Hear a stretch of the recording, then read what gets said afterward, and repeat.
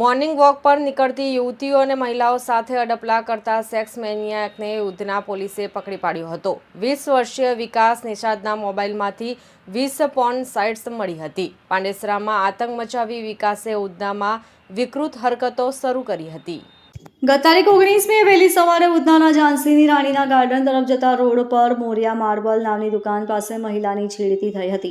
Morning walk માટે નીકળેલી મહિલાનો bike ચાલક યુવકે પીછો કરી શારીરિક છેડછાડ કરી હતી। વિકૃત સંતોષી બાઇક ચાલક યુવક ભાગી છૂટ્યો હતો। પીડિત મહિલાએ ઉધના પોલીસ મથકમાં ફરિયાદ આપી હતી। છેડતીના ગુનામાં પીઆઈ S.N. દેસાઈ અને તેમની ટીમે તપાસ કરી છેડતીખોર વિકાસ વિશ્રામ નિષાદને પકડી પાડ્યો હતો।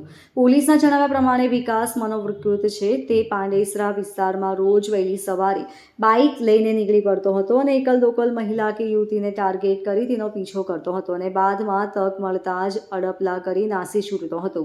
વિકાસના આ કારનામાથી કંટાળી કેટલીક મહિલાઓએ વોક પર નીકળવાનું પણ બંધ કરી દીધું હતું।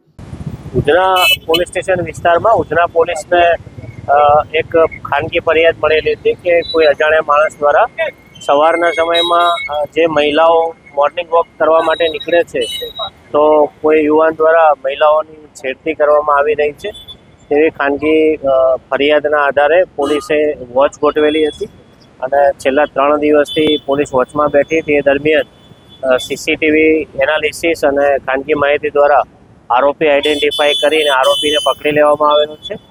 આરોપી સવારના સમયે જે લોકો મોર્નિંગ વોક કરવા નીકળે છે એમાં ખાસ કરીને મહિલાઓની છેડતી કરવાની નેમો ધરાવે છે અને એના વિરુદ્ધમાં ગુનો દાખલ કરીને કાયદેસરની કાર્યવાહી કરવામાં આવી છે। પોલીસના તપાસ દરમિયાન એવું ધ્યાનમાં આવ્યું છે કે આરોપી છેલ્લા 10 દિવસથી આ ટાઈપનું કૃત્ય કરતો હતો અને પોલીસને જે માહિતી મળી છે એ આધારે એનાલિસિસ કરી આઈડેન્ટિફાઈ કરીને આરોપીને પકડી લેવામાં આવ્યો છે। Bureau report LK star news Surat.